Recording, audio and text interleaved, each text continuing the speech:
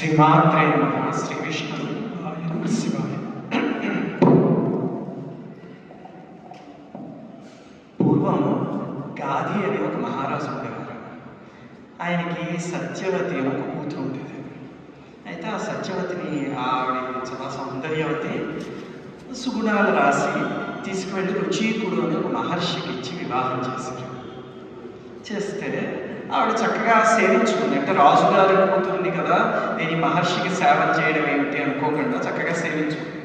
ఆ భర్త చాలా సంతోషించి, ఆయన చాలా గొప్ప మహర్షి, దాంతో నీకేం వరం కావాలో కోరుకో, నీ సేవలకి సంతసించాను అని చెప్పాడు.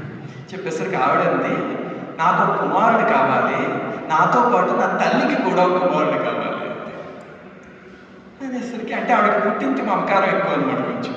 దాంతో సరే అని చెప్పి, మీ ఇద్దరికి కుమారుని అనుగ్రహిస్తున్నాను, నువ్వు పని చేయి, నువ్వు వెళ్ళి మేడి చెట్టుని ఆలింగనం చేసుకో, మీ అమ్మగారిని రావి చెట్టుని ఆలింగనం చేసుకోమని చెప్పాడు. చెప్తే ఈవిడేం ఆలోచించి, చెప్పాను కదా పుట్టింటి మమకారం కొంచెం ఎక్కువది, దాంతో నన్ను మేడి చెట్టుని ఆలింగనం చేసుకోమన్నారంటే నాకు చాలా గొప్ప బిడ్డని ఇస్తారు, మా అమ్మకి అంత గొప్ప బిడ్డని ఎవరు, ఎందుకంటే నా భర్త కదా, ఖచ్చితంగా ఆయనకి గొప్ప కొడుకు పుట్టాలనుకుంటారు కదా అని చెప్పి ఈ రెండింటిని తారుమారు చేశారు. వాళ్ళ అమ్మగారి చేత మేడి చెట్టుని ఆలింగనం చేయించి ఈవిడ వెళ్ళి రావి చెట్టుని ఆలింగనం చేసుకుంది. ఆయనకి తెలియదు. తర్వాత ఏమైంది, కొంతకాలం పోయాక బిడ్డల కోసం ఆయన ఒక యజ్ఞం చేసి, యజ్ఞ ప్రసాదం ఉంటుంది కదా, దాన్ని తీసుకొచ్చి 2 దొంగల్లో ఇచ్చి, ఇది నువ్వు తీసుకో, ఇది మీ అమ్మగారికి ఇవ్వమన్నారు. మళ్ళీ అదే పని చేసింది. తనది వాళ్ళ అమ్మగారికి తీసుకువెళ్ళి ఇచ్చింది, వాళ్ళ అమ్మగారికి తను తీసుకుంది.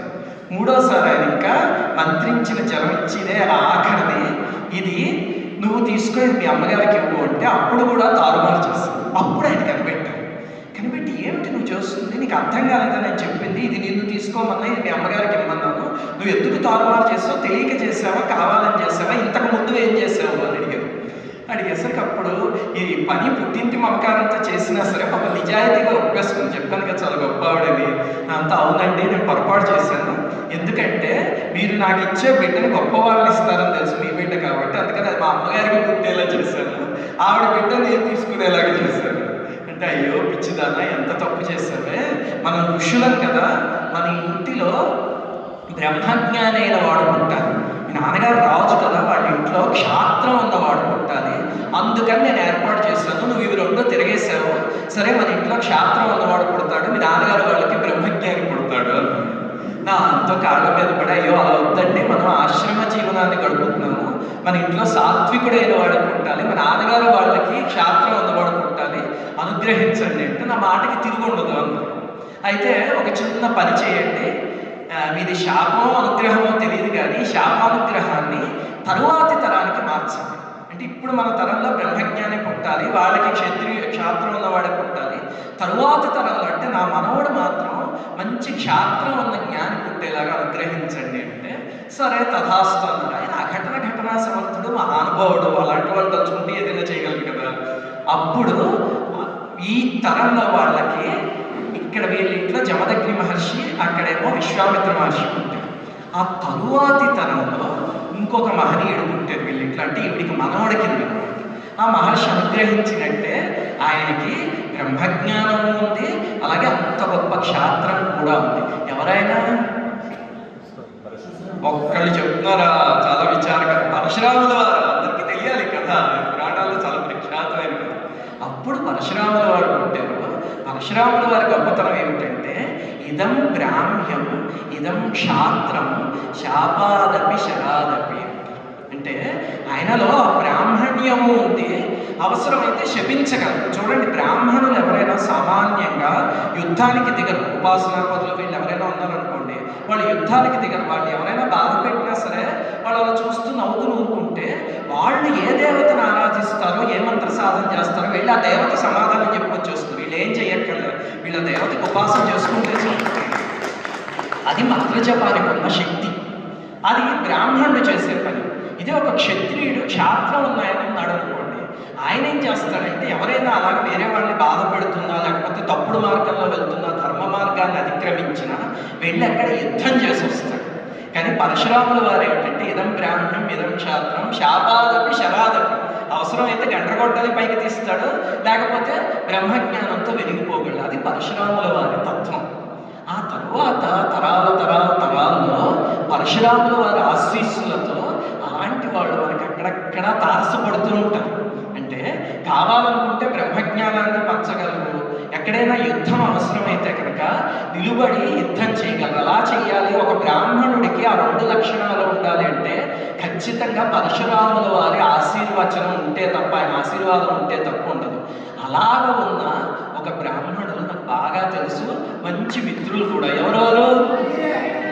బ్రహ్మశ్రీ బంగారేశ్వర గారు. చాలా సంతోషం. అది ఆయన వ్యక్తిత్వం అందరికీ తెలుసు కాబట్టి నేను చెప్తుంటేనే అందరూ అందుకోగలరు. నేను చెప్పాల్సిన అవసరం అసలు లేదు. అసలు ఇది మీరు చూస్తే బంగారే శర్మ గారు చక్కగా చూడండి, ఎక్కడో హైదరాబాద్ నుంచి వచ్చేవారు ఇప్పుడు ఇక్కడ భగవద్గీత మీద ప్రవచనం చేస్తున్నారు. అది వారి బ్రహ్మజ్ఞానాన్ని నిరూపిస్తుంది. ఎందుకంటే ఈ కాలం భగవద్గీత పేరు పెట్టుకుని కూడా అడ్డు పెట్టుకుని వీళ్ళ మీద వాళ్ళ మీద అవాకులు చవాకులు పేలే కలిసంతది అజ్ఞానులు బయలుదేరే కాలంలో. అది మనందరికీ తెలుస్తుంది కదా, చూస్తూ ఉంటాం రోజు ఇంటర్నెట్లో. అలాంటప్పుడు నిజమైన గీతాసారాన్ని చెప్పే జ్ఞానం ఉన్నవాడు, భగవద్గీత చెప్పాలి అంటే మొట్టమొదటి క్వాలిఫికేషన్ జ్ఞానం. అది ఉన్నవాళ్ళు భగవద్గీత చెప్తే విని అందరూ తరించిపోతారు. అలాగా మన అదృష్టం కొద్ది, బెంగళూరు వాసుల అదృష్టం కొద్ది వారు హైదరాబాద్ నుంచి ఈరోజు బెంగళూరు వచ్చి భగవద్గీత చెప్తున్నారు. అది వారికి పరశురాముడు ఇచ్చిన బ్రాహ్మణ్. ఇదే ధర్మానికి ఎక్కడైనా గ్లాని కలిగిందనుకోండి, ఎవరైనా ధర్మాన్ని అతిక్రమించే మాటలు మాట్లాడినా మనం చాలాసార్లు చూస్తూ ఉంటాం.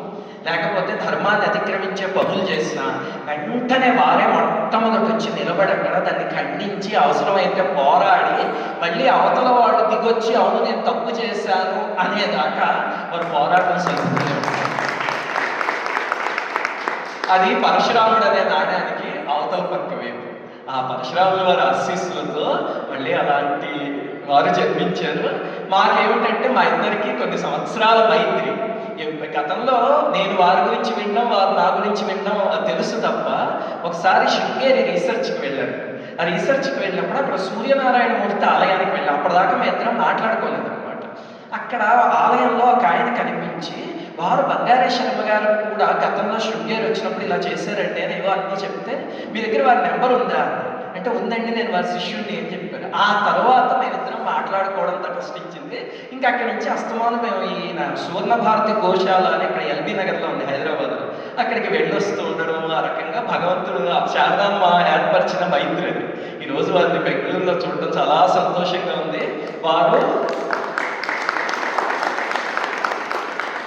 వారిప్పుడు జ్ఞానామృతాన్ని పంచుతారు కదా, నేను అక్కడ గేటు మూసేసి ఆపడం భావ్యం కాదు, అందుకని వారికి అందిస్తాను.